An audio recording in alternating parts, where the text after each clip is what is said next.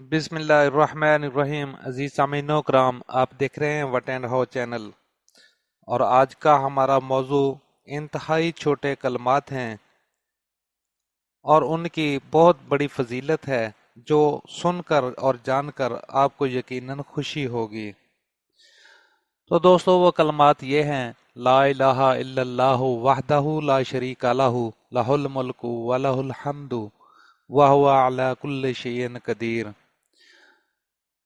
تو عزیز دوستو، ان کلمات کی مختلف احادیث میں مختلف فضیلت جو ہے وہ بیان کی گئی ہے۔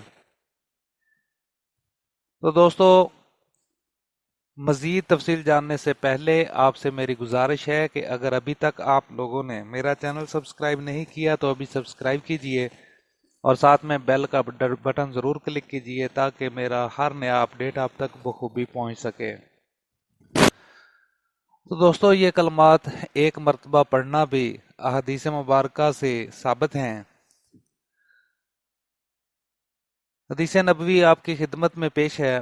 رسول اللہ صلی اللہ علیہ وسلم نے فرمایا، جو شخص صبح کے وقت لا الہ الا اللہ وحدہ لا شریک لہ لہ الملک ولہ الحمد وہو علی کل شیء قدیر کہے تو اسے اولاد اسماعیل میں سے ایک گردن آزاد کرنے کے برابر ثواب ملے گا، اور اس کے لیے 10 نیکیاں لکھی جائیں گی، 10 برائیاں مٹا دی جائیں گی، اس کے 10 درجے بلند کر دیے جائیں گے، اور وہ شام تک شیطان کے شر سے محفوظ رہے گا، اور اگر شام کے وقت کہے تو صبح تک اس کے ساتھ یہی معاملہ ہوگا۔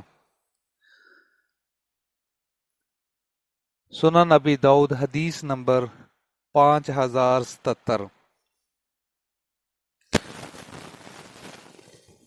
تو دوستو، 10 مرتبہ پڑھنے کی بھی فضیلت حدیث نمبر صحیح بخاری کی حدیث نمبر 6404 میں بیان کی گئی ہے۔ مزید اسے 100 مرتبہ پڑھنے کے بارے میں ہے کہ جس شخص نے دن میں 100 مرتبہ یہ کلمات کہے اسے 10 غلام آزاد کرنے کا ثواب ہے، اس کے لیے 100 نیکیاں لکھی جاتی ہیں، اور اس کی 100 غلطیاں معاف کر دی جاتی ہیں، اور وہ شام تک شیطان کے شر سے محفوظ رہے گا، اور قیامت کے دن اس سے افضل کوئی عمل نہیں لے کر آئے گا الا یہ کہ وہ یہی کلمات تعداد میں زیادہ کر دے۔ صحیح بخاری حدیث نمبر 3293، صحیح مسلم حدیث نمبر 2691۔ تو جی ساتھیو، اسی کے ساتھ میں اجازت چاہوں گا، اپنا خیال رکھیے گا۔